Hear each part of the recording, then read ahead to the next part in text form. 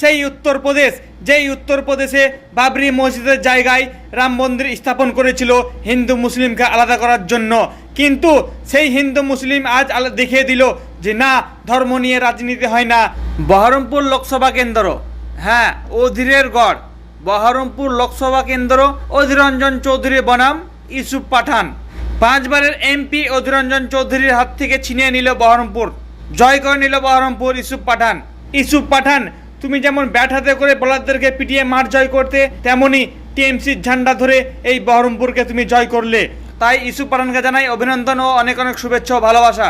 তুমি যেভাবে বহরমপুরকে জয় করলে, মানুষের মন কেমনভাবে জয় করতে পারো বা মানুষের মন কি দিয়ে জয় করতে পারো, সেইটা দেখার অপেক্ষায় রইলাম। আর রয়ে গেল অধীর রঞ্জন চৌধুরীদা। অধীরদা, তুমি 5 বারের এমপি, তারপরে তুমি এইভাবে হারলে, একটা দুঃখজনক ব্যাপার। কারণ এই যে এত ভোটে হারলে, মানে প্রায় 80,000 ভোটে তোমাকে লিড দিয়েছে ইউসুফ পাঠান। তাই মন খারাপের একটা ব্যাপার, মন খারাপ করে লাভ নেই। একদিন দাদার হাত তো আর একদিন দিদির হাত। তাই তোমাকে মানুষের পাশে থাকতে হবে এবং মানুষের মন জয় করতে হবে।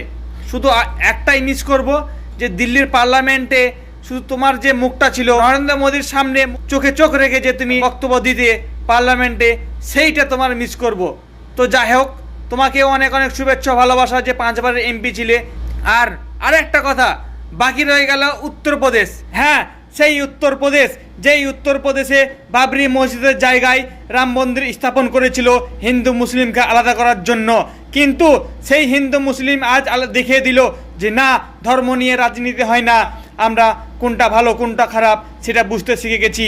যেমন মন্দির প্রয়োজন হিন্দুর এবং মসজিদ প্রয়োজন মুসলমানের, আর আমাদের চাকরি এবং কাজ গোটা সমগ্র ভারতবাসীর প্রয়োজন। তাই এই ভারতবর্ষের লোক বুঝিয়ে দিল, ধর্ম নিরপেক্ষ দেশে আমরা সবাই একত্রিত একসাথে বাস করতে চাই।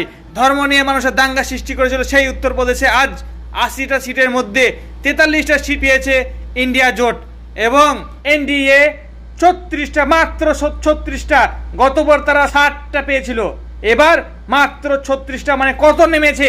তাই যোগীজি তুমি প্রস্তুত থেকো যে ধর্ম নিয়ে রাজনীতি আর নয়, কোনটা ভালো কোনটা খারাপ সেটা মানুষ বিচার করতে জানে এবং সেটা মানুষ বেছে নিতে জানে। তাই আরেক দিক থেকে খুব ভালো লাগলো পাঞ্জাব, সত্যি পাঞ্জাবে একদম একটা মিষ্টি গোল্লা দিয়েছে বিজেপিকে। মানে এত শত লড়াই করেও পাঞ্জাবে একটা মিষ্টির গোল্লা। আর এদিকে কেরালা কথা তো বলতেই নয়। কেরালা এবারে কিন্তু কেরালাতে বিজেপি একটা সিট পেয়েছে এবং অ্যাকাউন্ট খুলেছে। শত চেষ্টার পর বিজেপি এইবার কেরালাতে অ্যাকাউন্ট খুলেছে। দেখা যাক নেক্সট টাইম কি হয়।